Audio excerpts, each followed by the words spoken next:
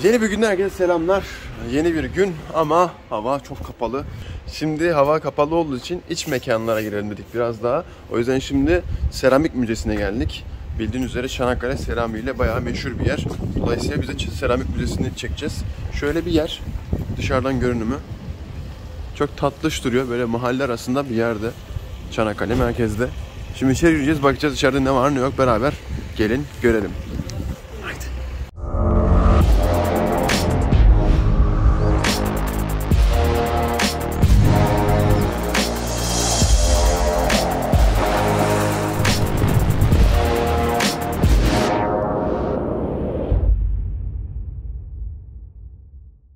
Bu Seramik Müzesi eskiden hamammış arkadaşlar. Dolayısıyla içerisi bu şekilde hamam gibi. Ben şöyle görürsünüz hamam taşlarını falan, muslukları. Ama şu an tabii Seramik Müzesi olarak kullanılıyor. Hatta şurada eski hali var. Üzerindeki hali de bizim restorasyon yaptığımız hali. Şurada postmodern bir çalışma var. Suyu tasarruflu kullanmamızla ilgili. Şehir merkezinde geziyoruz. Hava gerçekten soğuk ve yağmurlu olduğu için biraz bu peynir helvası falan buranın lokal lezzetlerini çekelim istedik. Şu an Yalıhan'a geldik. 1950'li yılların başlarında yapılıyor. Şu çok güzelmiş. Otel odaları gibi düşünebilirsiniz. Aşağıda insanlar hayvanlarıyla beraber konaklıyorlar. Teknik, lojistik ihtiyaçlarını karşılıyorlar, para karşılığı. İlk 3 gün ücretsiz. Daha sonra yani şehir içinde bir otel gibi düşünün. İhtiyaçlarınızı karşılayabileceğiniz. Tabii ki odalarda kalırlarsa para veriyorlar. Ama aşağının kullanımı ilk 3 gün ücretsiz. Berberi var, nalbantı var. İşte şu an eski tarihlerdeki şeklini diyorsunuz. 1900'lü yılların başı, 1901, 1902. Evet. Oldu mu abi çekim? Oldu. Evet. Onu nasıl çekeriz? Hiç fırlayan halı çekmedim abi önceden. O yüzden... Evet. Halı çekimlerimizi de yaptık. Poyraz halı arkadaşlar. Çok da yardımsever abi ve ablamız. Teşekkür ettik Poyraz halıya ve yolumuza devam ediyoruz. Aynalı Çarşı'ya gidiyoruz. Biraz Aynalı Çarşı'nın içerisinde çekim yapacağız. Bakalım orada ne var ne yok beraber girelim. Kuzu ne haber? Tosun. Dost buldum kendime. Ki bakayım ki. Hayt. Polat abi diyor ki. Öyle bir şey değil o. Çanakkale bomba var diyorum. O İzmir bomba. Diyor ya, Çanakkale. İzmir'deki çikolatalı olan. Evet Çanakkale'deki yumurtalı bomba. Ha yumurtalı bomba. Vesaire, evet. Ha bu başka bomba abi. Bu bomba başka bomba abi. Evet. Başka İzmir bombanın tarihi kaç? Yani ne zamandan beri var? Yani ben üniversiteye gittiğimden beri var. 2010. Ben de 90 yılından beri falan biliyorum Çanakkale'de yani. Vallahi farklı. Farklı bombalar. Aynalı Çarşı. Here we go. Evet, Aynalı Çarşı'ya geldik. Aynalı Çarşı'nın içerisi bildiğimiz çarşı arkadaşlar. Böyle hediyelik eşyalar bulabileceğiniz, işte havlu, işte eşarp tarzı şeyler alabileceğiniz bir yer. Şöyle göstereyim size. Burası zamanında Abdülhamit tarafından yaptırılıyor. Hatta o zamanlar Fransız etkisi olduğu için buranın adı Passage Halio diye geçiyor. Girişinde de öyle bir ismi var. Sonra tabi restore ediliyor burası falan. Şu an böyle bir hali var. Bu Seyit Onbaşı hediyeliklerini Çinlilere yaptırıyorlar. Adamlar nuska ne bilmedikleri için böyle papyon gibi bir şey yapıyorlar. Hatta çekik gözlü falan yapıyorlar başta. Daha sonra düzeltiyorlar falan. Ve bu şekilde şu an satışta. Enteresan. Çok teşekkür ettim. Çok sağ olun. Kolay gelsin. Evet. Yemek yemeye geldik şimdi. İşte şöyle göstereyim. Burada yemek yiyeceğiz. Şu laf çok hoşuma gitti ama ya. Karnı doymayan öğrenci arkadaşlar ücretsiz ilave yemek alabilirler. İşte memleketimin insanı. Seviyorum bu toprakları. Kolay gelsin abla. Hava çok güzel. Yani şu an dışarıda hiçbir şey yapamıyoruz.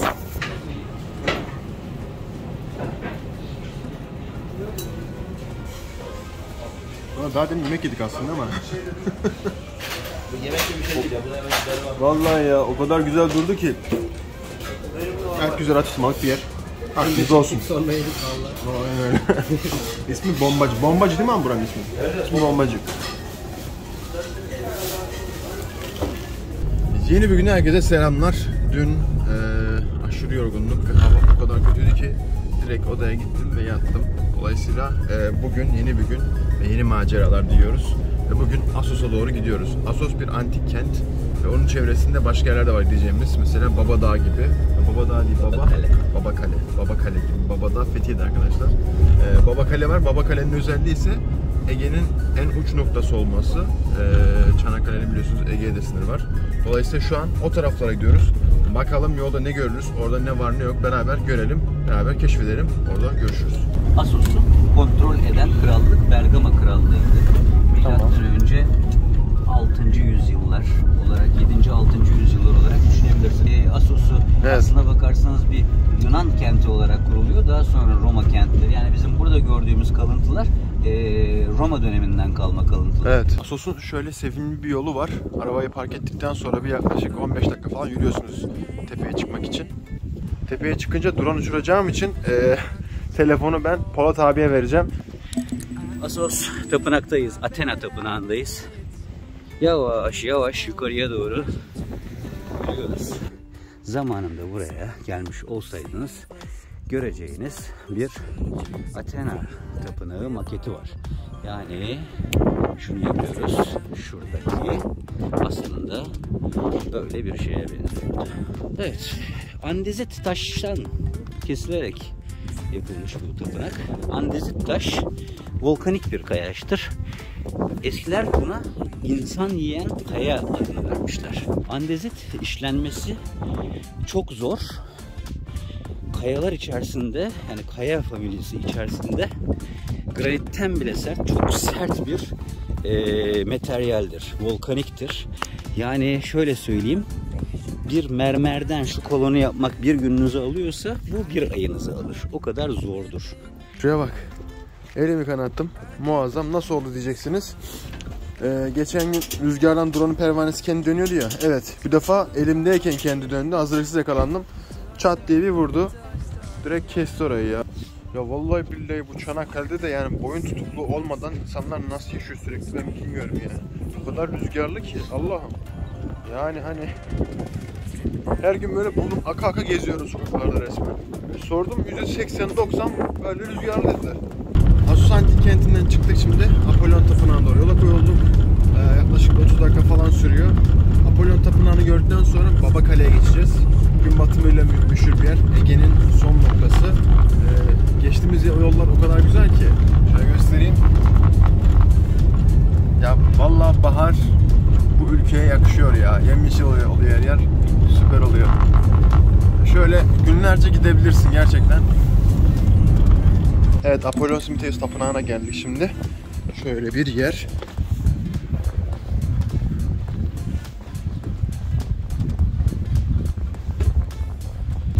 Fareleri öldürerek çiftçileri koruduğuna inanıyorlar Apollon'un. Hatta sırf o yüzden böyle farelerin üzerine ok falan var. Bir tanesinin üstüne basmış.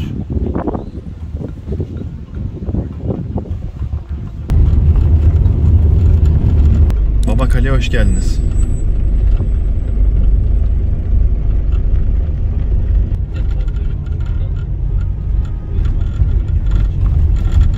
Evet, normalde balık restoranları olan böyle güzel bir sahil kasabası diyebilirim size Baba Kale için. Yerimizi değiştik. Şöyle bir yere geldik. Gün batımımızı yaptık. Ardından yola koyulduk. 1,5 saat falan sürdü otele gelmemiz. Şu an otele geldik. Bayağı yorgunum. Yüzümden gözüme anlaşılacağı üzere. Ama olsun, çok keyifliydi. Çok eğlendim bugün. Yarın da bir şehir merkezi çekimimiz olacak. Ondan sonra da Truva atının olduğu tarafa gideceğiz. Şimdi bir dosyayla editlemem lazım. Ardından da yatacağım. Yarın sabahtan görüşürüz. Hadi eyvallah. Herkese yeni bir günden merhaba. Bugün Troy tarafına gideceğiz ama bunun öncesinde biraz şehir merkezinde çekim yapmak istiyoruz. Ardından da Troy tarafına gideceğiz. Troy'un bu efsanesinin geçtiği taraflara, eski sit alanlarına gideceğiz. Bu Truva ile ilgili ilginç bir şey öğrendim bu arada. Burada Warner Bros. Biliyorsunuz Truva filmini çekti. Filmi çektikten sonra bunu buraya hediye ediyorlar. Bu aslında filmde kullanılan Truva atının aynısı. Çok güzel bir manzara gördüm. O yüzden arabayı durdurmak istedim. Şimdi anlayacaksınız demek istediğimi. Ya yok. Yani oraya bir ibare de bırakmamışlar abi. Elektrikliymiş teller. Şu an o yüzden toprağa dokunuyor. Çarptı onu. Bir şey olmaz. Tam uyduğun yerden çarpar. Abartmayın oğlum, gel, bir şey olmaz ya. Ya Ahmet, mayın tarlası kardeşim sanki, gel. Az önce çarptı beni. Lan dokunursan çarpar. Bu da mı çarptı? Lan üstünden atla, bir şey olmaz.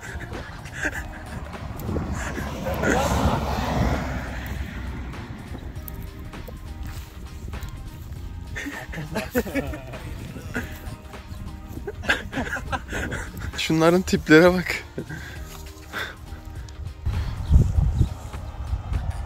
Evet, Truva'ya gitmeden önce dedik ki bir Ayazma'ya gidelim. Böyle yeşillikler içerisinde harika bir yer. Evet, Ayazma Tabiat Parkı'na geldik. Aynı zamanda bir tabiat parkıymış burası. Şurada var ya, sıcak suda çıkıyor. Şöyle bir yer. Çok güzelmiş ya.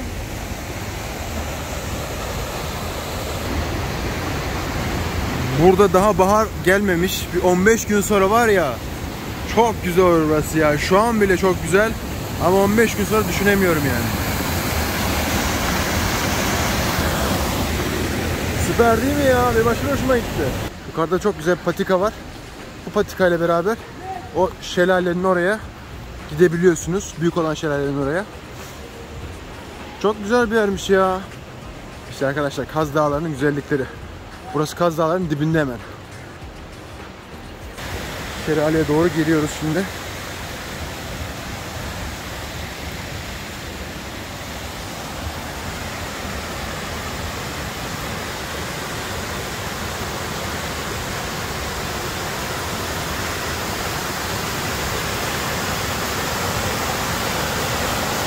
Ya ne muazzamsın sen ya. Resmen doğal fotoğraf köşesi. Şuraya baksanıza. Az yukarısında bir alabalık tesisi var. Oraya geldik şimdi. Bir yemek yiyeceğiz. Ondan sonra da yolumuza kaldığımız yerden devam edeceğiz. Balıklarımız da geldi. Tekrardan yola koyulduk. Şimdi az aşağıda köyler var. Köyde biraz çekim yapmaya çalışacağız. İleride 2 tane yaşlı amca ve teyze var. Yanlarına gideceğiz bir. Şuradaki kişiler çok tatlıydı. Onları çekmek istedim. Bakalım izin verirler mi? Gidelim şimdi. Aşırı ponçik bir ortam ya. Yaşlı teyze amca oturmuş güneşleniyorlar. Küçük keçi, koyun falan da var. Şunlara bak. Aa, bir de geliyor. Selamünaleyküm dayı. Hoş bulduk, hoş bulduk. Ene tiplere. Ya şunlara bak, şunlara. Maşallah ya. Kovala. Sen çobanlığı daha yapıyorsun ha. Gel kızım, gel. Gel. Gel. Acık gelin la.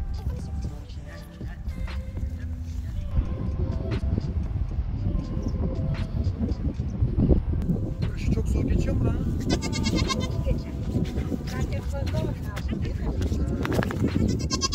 Bilen bilir, Ezine peyniri Çanakkale Ezine ilçesinden gelir. Biz de şu an Ezine ilçesinden geçiyorduk, durduk. Ezine peyniri alalım dedik. He, deli olan. Peynirimizi de aldık Ezine'den ve yolumuza devam ediyoruz. Uzun ince bir yoldayım, gidiyorum gündüz gece, gündüz gece, gündüz gece.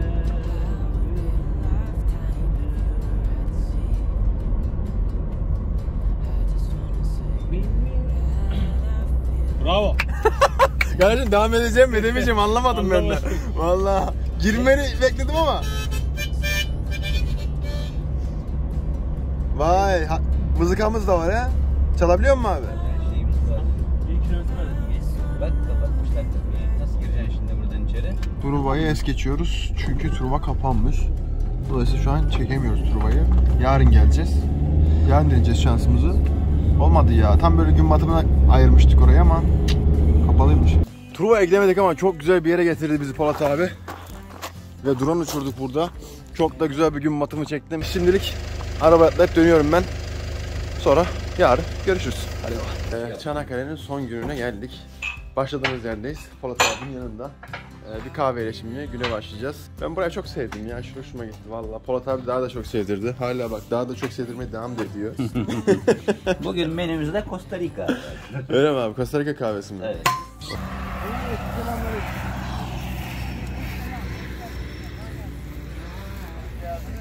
Selamünaleyküm. Yaş kaç lan? Yaş 83. Oo maşallah. 83 mü? Ay maşallahım.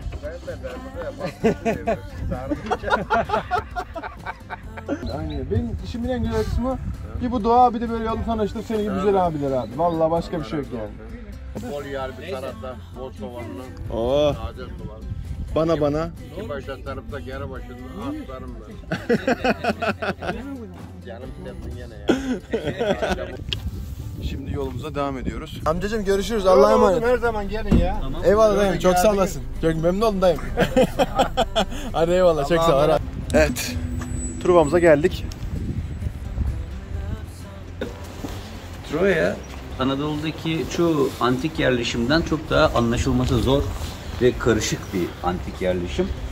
Ama Troya'yı bugün gerçek anlamda tam olarak anlayabiliyorsak bunu Manfred Korkman'a borçluyuz. Manfred Korkman şu anda rahmetli oldu. Osman Korkman, hatta Osman ismini de aldı. İsterseniz orada göstereyim, isterseniz birinci katman böyledir. İkinci katman bunun hemen yanına şu şekilde üstüne konumlanmıştır. Evet. Üçüncü katman bu şekildedir. 4'ten itibaren artık büyür. Yani köy kasabaya dönüşür, kasaba şehre dönüşür. Bu şekilde üst üste genişlemeler vardır ve belli tarihsel dönemlerde depremlerle yıkılır.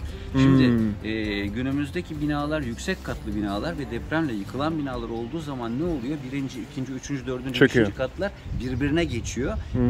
2, 3, 4, 5 bak 6'ya geldiği zaman farklı renklendirmişler. Niye? Çünkü gerçekten şöyle bir bak burada evler Evet. falan bir yayılma durumu söz konusu. Bu şekilde. Bir de şimdi nereye gideceğiz? İleride. Önce şunu anlatalım. Pitos Garden burası. Durmamıza gerek yok. Pitos bahçesi. Bu gördükleriniz pitoslar. Niye dipleri böyle sivridir? Çünkü eğer düz olsalardı, şunun gibi düz olsalardı gemiye bunları yüklediğiniz zaman dalgalarda, rüzgarda devrilirlerdi. Evet. Fakat geminin tabanı şu şekilde olduğu Evet. için buraya tam olarak otursun diye dipler koniktir Evet. ve iç içe de geçebilirler. Üsttekini bir içine koyarsınız, iç içe geçerler ve dalgalarda devrilmezler. Deniz ticaretinde, sıvı taşımacılığında kullanılan pitoslar. Pitos. Evet. Pitos bahçesi yani burası arkadaşlar. Şimdi size o Troya'nın kalan kısmını göstereceğim. Bakalım neler kalmış, neler var, neler yok beraber görelim. Hemen şurası zaten. Hani gördüğünüz yer. Burası bir yuvarlak yapacağız şimdi. Sağdan gireceğiz. Saat yönünün tersine dolanıp buradan çıkacağız. Buraya 1-2 katmanlarına ait duvar yapıları bunlar. Üst üste olan katmanlardan bakın zaten oraya baktığınızda farklı bir inşaat tekniği görürsünüz. Buraya baktığında farklı inşaat tekniği görürsünüz. Bunlar orijinal taşlar mı bu şey? Orijinal taşlar tabii ki. Okey. Gittikçe daraldığını görürsünüz oranın. Evet. Çünkü orada bir kapı vardı. O şehrin içine o kapıdan giriliyordu. Ve daralmasının sebebi de yani elinde mızrak taşıyan insanlar dönemiyorlar, edemiyorlar, yukarı kaldıramıyorlar vesaire. O yüzden İşte Troya zaten girilmesi aşırı zor bir kale. hala da Troya Savaşı gerçekten oldu mu olmadı mı profesörler bunun için tartışıyorlar. Bilinmedi. Ama Troya Savaşı'nın ne olduğundan çok barışının ne olduğu önemli. Troya şu anda UNESCO Kültür Mirası, Dünya Mirası listesinde 1998'den beri yanlış bilmiyorsam. Ve yani burası artık bir Almanı da, İngiliz'i de, dünyanın neresinden gelirse gelsin Troya'yı hiç gelmeseler bile en azından bir filmini seyretmişlerdir. En Tabii azından, dünyaya mal olmuş bir yer zaten. çok daha ünlü olmasına, çok daha iyi korunmuş olmasına rağmen bir Efes'ten, Bergama'dan daha iyi bilinen bir yerdir aslına bakarsanız Troya. Şu an Athena Tapınağı'na doğru gidiyoruz, Troya'nın içindeki. Hemen az ileride. Tapınaktan şu an kalanlar bunlar arkadaşlar. Yani hani zaman içerisinde sadece bunlar kalmış tapınaktan. Şimdi inşaat tekniklerini burada görüyorsunuz arkadaşlar. Bunların farklı dönemlere ait olduğunu şuradan anlayabilirsiniz. Bu taş farklı, şu taş farklı, şu taş bile farklı yani. O yüzden hani hepsi şu an birbiri içine geçmiş durumda. Çok farklı, evet. Şiliman'ın kazıları arkadaşlar. Bayağı burayı katletmiş adam altın bulmak için. 1871 yıllarda. Hatta 2-3 kere gelmiş gitmiş. 2 kere. 2 kere mi? 2 kere gelmiş gitmiş. Adam... İkisinde eşini de getiriyor. Sofya Şiliman'ı da beraberinde getiriyor. Ondan sonra köylülerle beraber kazılarını yapıyorlar. İkinci gelişlerinde, yani birincisinde bulduğu şeylerle tatmin olmuyor. Herhalde çok daha fazlası olmalı burada. Koskoca Troya altı, koskoca Priamos. Priamos'un hazinesi bu kadarcık olamaz diye düşünüyor. Ondan sonra bu tarafa zıplıyorlar. Bakın burası rampa. Rampada Kral Sarayı'nın girişi burada. Kral Sarayı'nda olmalı diye düşünüyor. İçine bakıyor, yok. Dışına bakıyor, yok. En sonunda şurada ağacın altlarında bir yerler, şuralarda bir yerde yani. Evet. Nasıl diyelim? Altını buluyor mu? Buluyor. Altın değil, küpler buluyor. Küplerin içinden şu karısının üzerindekileri görebilirsiniz resimden. Evet. Şunları görebilirsiniz. Daha bundan başka bir sürü şey daha buluyor. Ondan sonra bunlar hep altın mı? Ya gümüş var, altın var. Sonuçta kraliyet hazinesi burası. İşte St. Petersburg, şu gördüğünüz yol arkadaşlar götürüyor. Aslında şurası. Dünyanın değişik yerlerine hazine dağılıyor. Ölmeden birkaç sene önce fark ediyor ki bulduğu hazine aslında Priamos'a ait değil, Troya 2 dönemine ait. Belki daha değerlidir, onu kimse bilemez ama Henry Schliemann bu uğurda bütün servetini dökmüş. Büyük ihtimalle de Priamos'un hazinesi olmadığını öğrendiği için de sağlığı bozuluyor ve hayatını kaybediyor. Diyelim, bu benim kendi fikrim de olabilir. Vay be. Daha işte. Priamos'un hazinesi burada, buranın altında yatıyor bile olabilir yani.